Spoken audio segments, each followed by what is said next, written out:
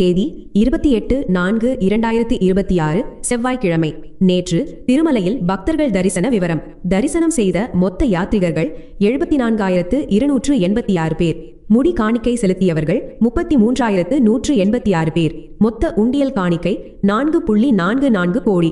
Token இல்லாமல் சர்வதரிசனம் செய்ய காத்திருக்கும் அறைகள் 31. டோக்கன் இல்லாமல் சர்வதரிசனம் செய்ய எடுத்துக்கொண்ட நேரம் 12 மணி நேரம். SSD டோக்கன் தரிசனம் செய்ய எடுத்துக்கொண்ட நேரம் 4 முதல் 6 மணி நேரம். 300 ரூபாய் சிறப்பு தரிசனம் செய்ய எடுத்துக்கொண்ட நேரம் 3 முதல் 4 மணி நேரம். திருமலை திருப்பதி தேவஸ்தானத்தின் தற்போதைய நிலவரம். திருமலையில் நேற்று காலையில் கூட்டம் சற்று அதிகமாக இருந்தது. நாளை தேதிக்கு உண்டான SSD மற்றும் திவ்ய தரிசன டோக்கன்கள் இன்று காலை 5 மணிக்கு கொடுக்க ஆரம்பித்துள்ளனர். 3 நாள் நடைபெற்று வந்த ஸ்ரீ பத்மாவதி ஸ்ரீனிவாச பரிணயோத்சவம் திங்கட்கிழமை மாலை சிறப்பாக நிறைவு பெற்றது. கருட வாகனத்தில் ஸ்ரீ மலையப்ப சுவாமி நாராயணகிரி தோட்டத்திற்கு எழுந்தருளினார்.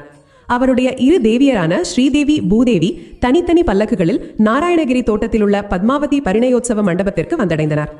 முன்னைய 2 நாட்களைப் போலவே எதிர் சேவை, பூபந்து விளையாட்டு, புதிய வஸ்திரங்கள் சமர்ப்பித்தல் போன்ற பாரம்பரிய திருமண சடங்குகள் விமரிசையாக நடைபெற்றன. அதன் பின்னர் குலுவும் நடைபெற்றது. தொடர்ந்து ரிக், யஜுர், சாம, அதர்வண வேதங்களின் பாராயணம் நடைபெற்றது. மங்கள இசை மற்றும் வாத்திய நிகழ்ச்சிகளுடன் அன்னமாச்சாரியா சங்கீர்த்தனைகளை இனிமையாக வழங்கினர்.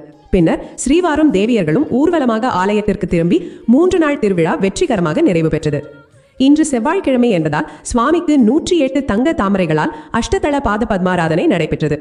தற்போது நிலவும் அதிக கூட்டம் காரணமாக நேரடி சர்வ தரிசனத்திற்கு சுமார் 18 மணி நேரம் வரை ஆகிறது. நாள் ஒன்றுக்கு வழங்கப்படும் 10,000 SSD டோக்கன்கள் மற்றும் 2,000 திவ்ய தரிசன டோக்கன்கள் விடியற் காலையிலேயே, அதாவது சுமார் 6:30 மணிக்குள் தீர்ந்து விடுகின்றன. டோக்கன் தரிசனத்திற்கு 3 முதல் 5 மணி நேரமும், ரூபாய் 300 விரைவு தரிசனம் அல்லது வெர்ச்சுவல் சேவை தரிசனத்திற்கு 2 முதல் 5 மணி நேரமும் ஆகலாம்.